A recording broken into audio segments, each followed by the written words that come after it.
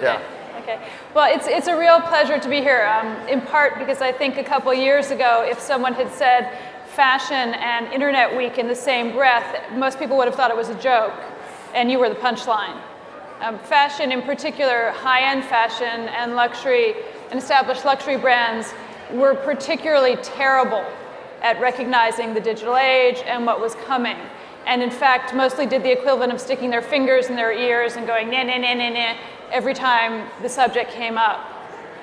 So it is a real pleasure to be here with the exception to the rule. Jack and Lazaro started Proenza Schouler in 2002, right before graduating from Parsons, and in the last 10 years have won the first CFDA Vogue Fashion Fund Award and the CFDA Women's Wear Designers of the Year Award twice, in 2007, 2011, possibly the youngest designers ever, I think, of that award, to win that award. I think so. Now, Jack, yes. You said you had an internet aesthetic. What does that mean? Did I say that? You said that. I found it. I remember saying that. Well, it's weird. I mean, the internet has been, we didn't grow up with the internet. Me personally, I didn't start using and learning how to use the internet until like my senior year in college, really. Mm-hmm. And so it's been this kind of new tool for me that I've come to kind of love over the years in the beginning, and still so today. Like the way we design in a very kind of lo-fi way. We just actually got back from the country where we go up for 2 weeks a season, and we sketch out the collection, and we do everything on paper. But kind of once we get back to the office, it all kind of gets fed into this computer world. And so computers over the years have become extremely useful tools on a design level. And the internet has become our #1 research tool. We used to go to I was telling you before, we used to go to the public library, to the image library, and we'd do all our research kind of at the library. And now, I don't think we've been there in maybe 6 or 7 years. We do everything online. When you say practically everything gets fed into the computer, what does that actually mean? So you draw a sketch on paper and then what? Then it gets uploaded? You know, we draw things on paper, like really kind of analog, like old school, like kind of art school way. And then we usually we do a lot of like kind of graphics, a lot of prints. And all the print stuff obviously happens on a computer. When we do a sort of along the way in the process, the prints sort of are we scan the drawings into the computers, and the prints are sort of merged with the drawings. So we start kind of getting these 3-dimensional renderings of what the clothes will look like in real life, with the textiles and with the prints and with all that stuff mocked into like the shapes that we sort of have designed into. Does that make sense? Like a lot of the time we'll even fit a garment, we'll get all the shapes right, and then we'll scan the actual pattern pieces into the computer, and then we'll design the artwork actually on each individual pattern piece. So the artwork's custom to a pattern piece, and then it all gets printed out, you cut out the pattern pieces, sew it up, and it's like this kind of continuous, this thing. So you actually create the prints on the fabric, on the body, as opposed to on a flat sort of as opposed to just flat fabric, depending on what the vibe is for that piece. And is that something different? I mean, is that what you learned in school, or have you done that since? No. I think in the last 6 years, computers have become especially important on a creative level for us. The way we design, especially on a textile level, like almost every single textile we use in every show, we design from scratch. We don't really buy fabrics off the header anymore. We did in the beginning. We didn't really have the resources or the connections with the right fabric mills to do it in the beginning, and now we've kind of developed these relationships over time, and now we kind of do everything custom. So designing fabrics is also on a computer level, you know. And why is that better? Do it. Why is it better to be able to make everything yourself first? Isn't it easier if you could just go to the fabric fair and get a piece of fabric? We never like to do things the easy way. And we like the idea of creating things that don't exist, that you can't find anywhere else. The one-of-a-kind pieces, fabrics, textiles, shapes. So, I mean, if you're a high-end fashion brand, which is partly geared on the idea of rarity and exclusivity and creativity, in fact, the computer can be an invaluable tool to making that, even though most people, I think, would think that actually older fabrics or rare fabrics would be better. Yeah, yeah. That's interesting. And it's also like for us, like the new frontier of fashion is not necessarily like on a silhouette shape level.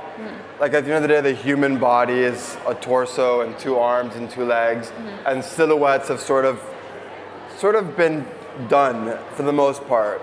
For us, what's the new frontier, what's exciting is surface more than shape. And technology, computers and all that, has allowed for like this really, extreme way of exploring material. Like all these synthetic fibers that have been woven together, or digital printing, which is like a relatively like new invention. Before you were limited to like a screen of like 6 colors or something. Now we have prints that are 1,000 colors. So technology has really allowed us to develop surface and material in a way that was previously, we weren't able to do previously. And I think that's what's really sort of helped us. I mean, it's interesting because I think that when people think of fashion and they think of technology, they tend to think of it as a way to communicate with people, as either e-tail or Facebook or Twitter. Right. But actually, it's the back room changes that are as dramatic as the kind of the external changes. It's the way it's changing the way you actually make clothes or design clothes. Yeah.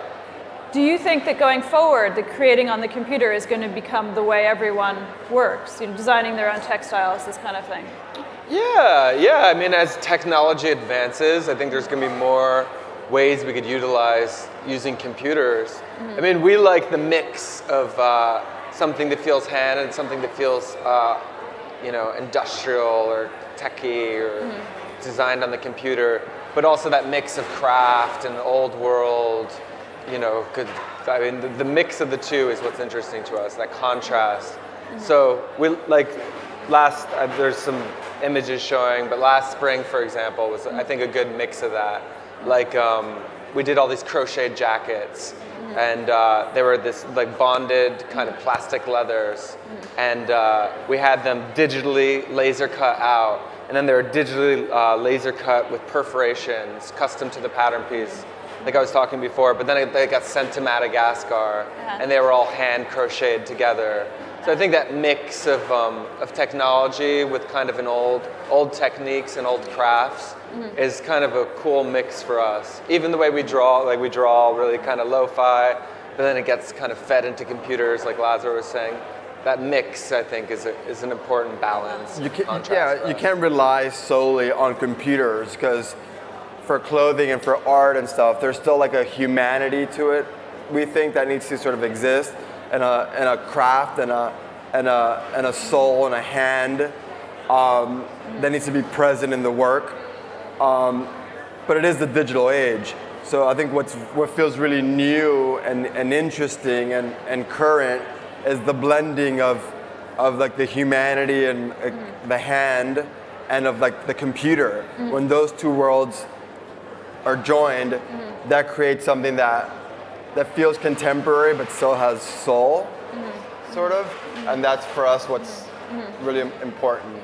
And you say you do all your research online. Now, it used to be, famously, John Galliano, Donna Karan would send either themselves or reams of their staff off to India to find nice things, or off to the vintage market to find a special thing, which would then inspire them, and they would have this whole room of inspiration from far off places.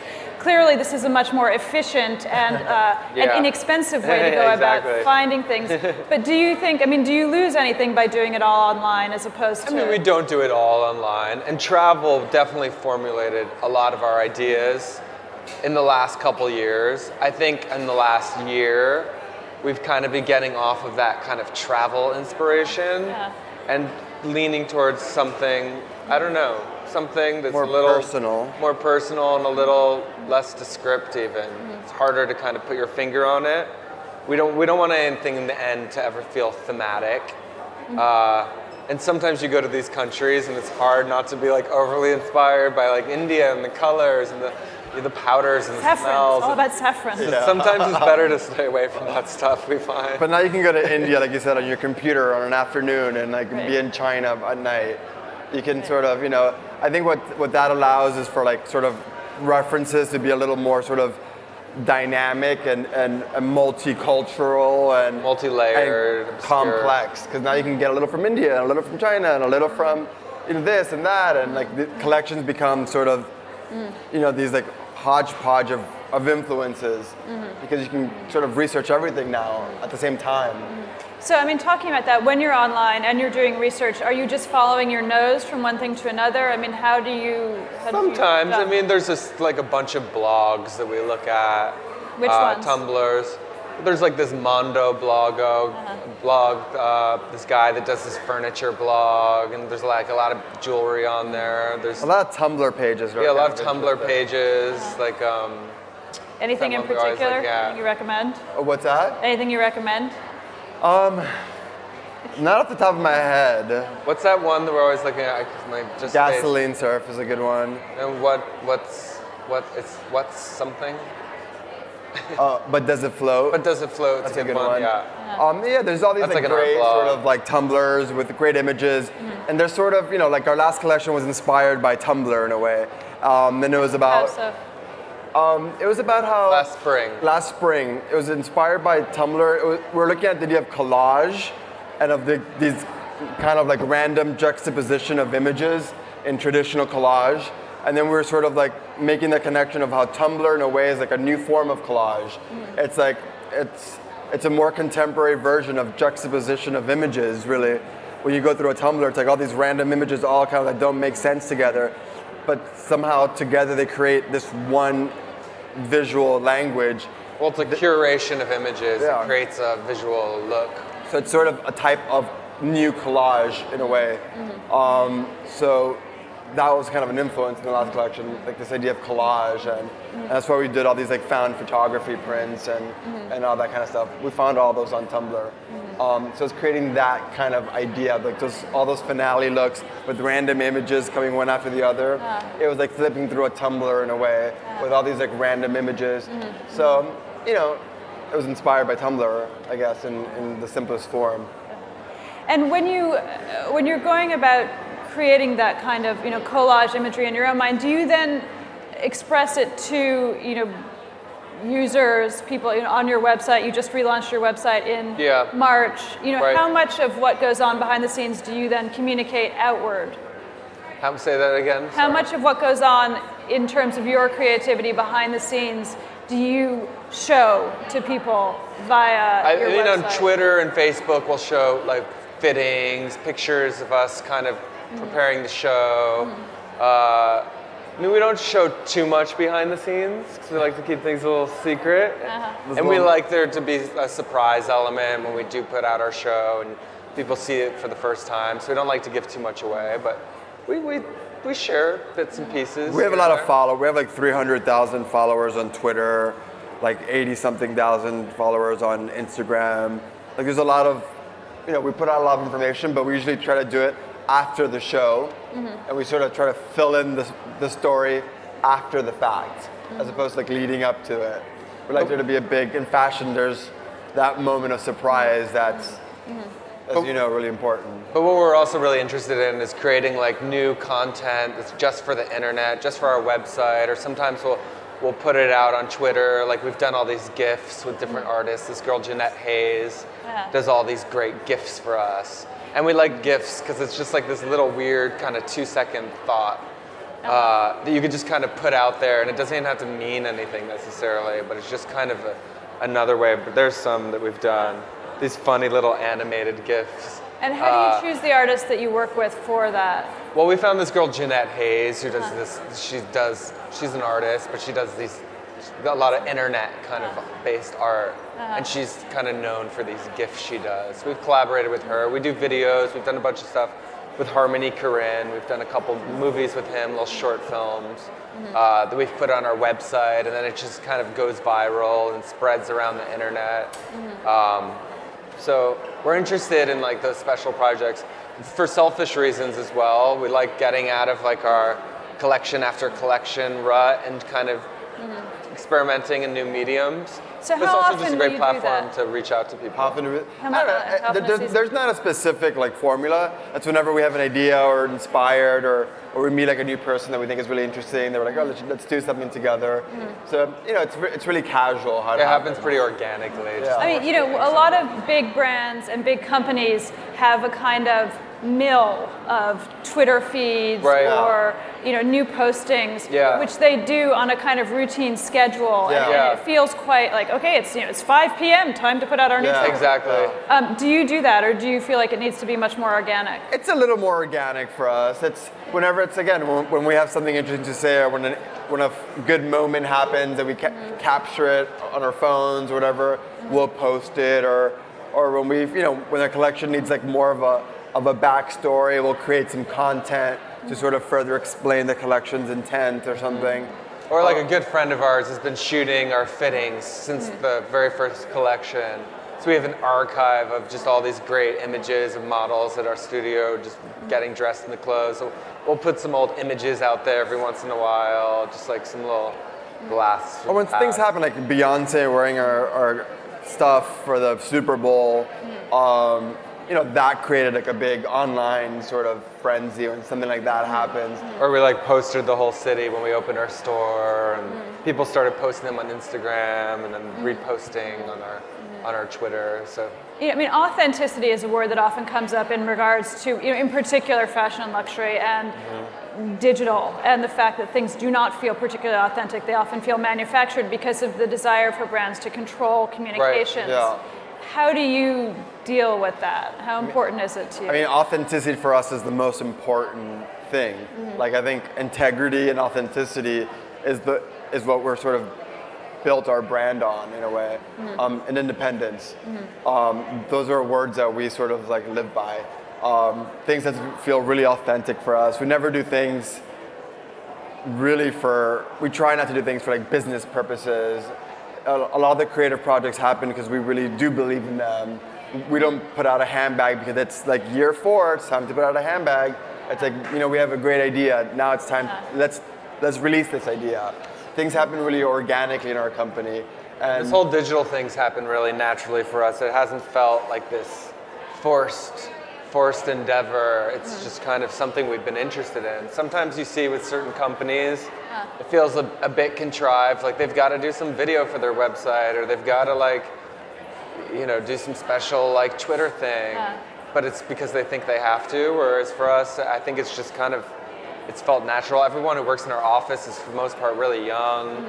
People like communicate on their devices now, especially at our office. So it feels natural to us. So you don't do market research before you decide to do a YouTube video? exactly, that's I guess what we were trying to be. And how do you pick your platform? I mean, why YouTube and not? Again, it happens like someone like Harmony, like is a friend of Harmony Korine is a friend of ours, and we're like, oh, we should do something together. Let's make a movie. Let's make a cool movie. And so we got together and we make a movie. And then and now it's amazing because we're just interested in like these creative dialogues with all these people that we know. And what's awesome is that there's a website, which is like such an amazing platform to put all this content on. For us, like our website is like a gallery, is how we see it. We make a movie with a friend, we could put it on the website.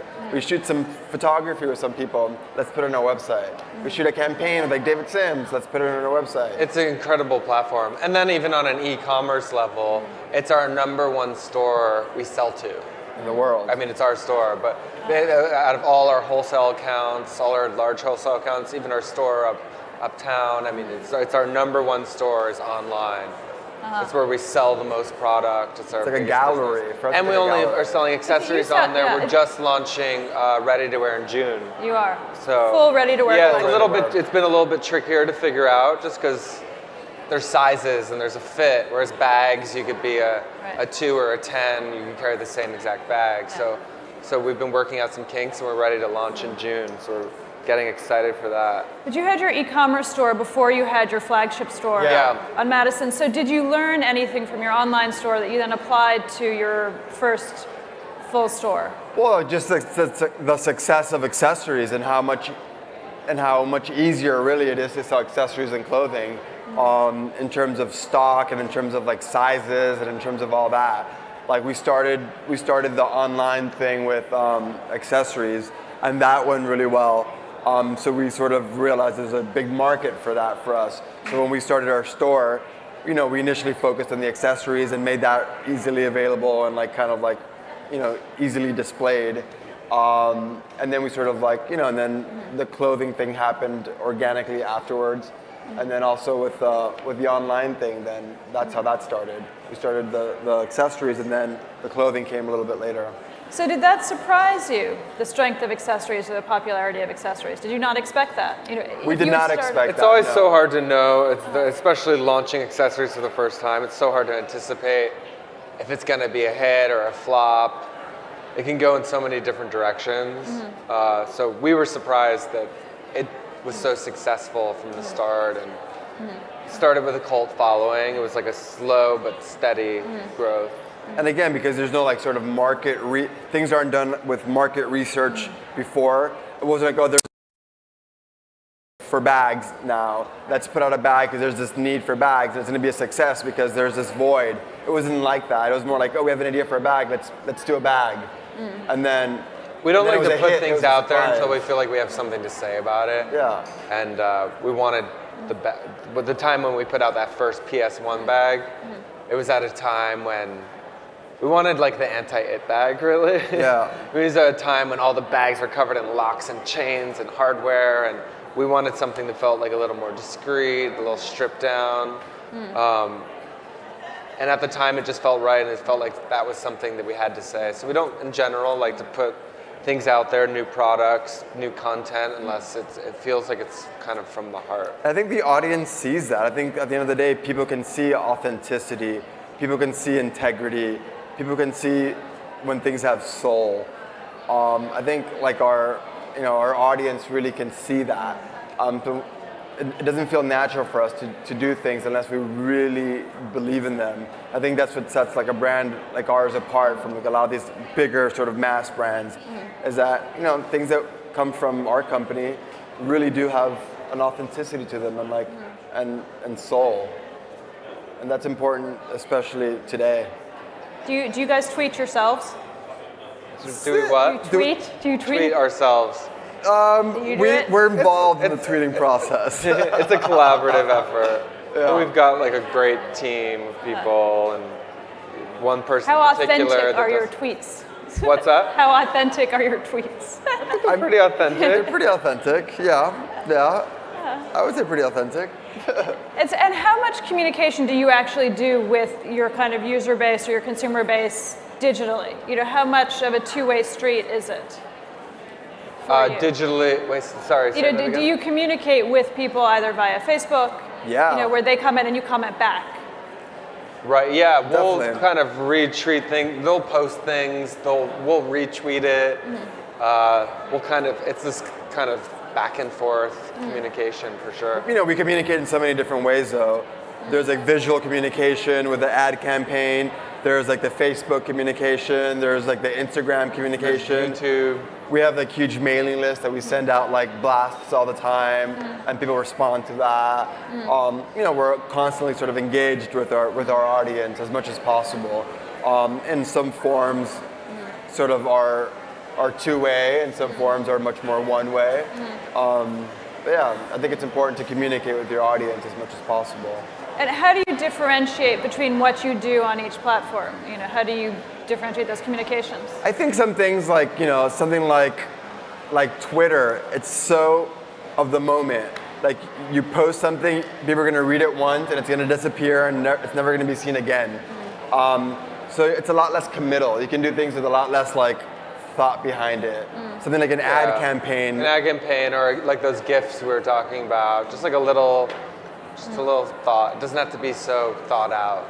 It's like an ad campaign. We will sit down for months and months and really, kind of like think about an image for hours and hours at a time and make sure it's perfect before releasing it, because we know it sticks and it stays and it has a lasting power. Something like an Instagram thing. Someone's gonna like see it, they're gonna laugh, or they're gonna like have a reaction and move on. So it's not really that important. So in a way. You know? Well, like, I think people also have really short attention spans these days, so Or you just serious kind is a better word. of hit them with something, and they can kind of enjoy it and move on 3 seconds later. it's a little more casual, which is nice. There's different levels of communication, which is really great. So of all the platforms you're on, which do you think is the most important for you kind of going forward, or will be the most serious? Us going forward. I mean, it's hard to pick one. They all serve such different like our YouTube functions. page is really important. We stream our shows on. Our shows will go on there. Those Harmony videos. We've done a bunch of other videos as well outside of Harmony. So I think that's an important. I think our website is the most important, really, entity. Our website's kind of the hub for all those channels, where it all kind of comes together there. So, yeah. But our favorite thing to do is our ad campaigns. Really, that's the most like serious sort of conceptual platform that we have, and it's cool because we do it. We blast it digitally. It exists on our web pages, but also like on magazines. And there's a lot of digital work that happens. With that, like to create those images, a lot of computer happens. But I think that's our favorite form of communication. It's sort of the most classic fashion form of communication. And at the end of the day, we're sort of classicists in that way. Okay, are there any questions for these guys from the audience? No. Yep.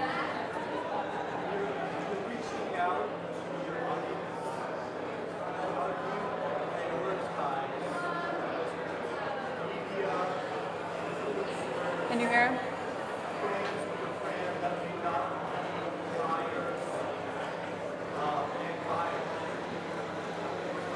Did you hear that? Yeah. Do you want to repeat the question? Well, how do we sort of differentiate how we reach out to buyers and influencers and like fans and stuff like that? I think there's just like different channels. Like, our fashion show is one form of communication that's aimed specifically at buyers and not like influencers. And that's a form of communication that they understand and that they write about, or that they sort of like, buy from. We speak to that crowd through that channel. Some kids or something, the teenagers that are like love Proenza Schouler but aren't necessarily invited to the shows or are not in New York. We communicate with them via Facebook or via Twitter or that way. I just think you communicate with different audiences in much different ways. We try to engage with America as a whole. Maybe through like celebrities or something, where people that are really sort of global. That people like kind of Beyonce wearing our stuff at the Superbowl. Like that appealed to a much broader audience, let's say, than a fashion journalist who probably is not so concerned with what a celebrity is wearing, really, who's more concerned about the fashion message of the season. So I think you just communicate with different audiences in very sort of targeted, different ways. With a buyer, you communicate with them by inviting them to your showroom and showing them the clothes in person. That's what they want to see. So I think you have to know how to speak to different categories of people in different ways. You can't speak to everyone with the same language, because not everyone speaks the same language. Okay, I think we have time for one more question. Anybody else? No? Okay, I have one final question. If you had to pick the one thing digitally that's going to change fashion the most, what is it? The one thing that's going to change fashion digitally the most? I mean, the thing about technology is that it's constantly evolving. It's so hard to keep up with. It's so hard to say. My answer would probably be outdated in 2 weeks, right? I want 3D printing to happen already, so we can just print clothes. That's happening already. 3D printing. Counterfeiting is a problem, though, no? Counterfeiting might be a problem with that, though. Yeah, it's true. This is a whole new dawn. Okay, thanks very much. Thanks. Thank you. Thanks.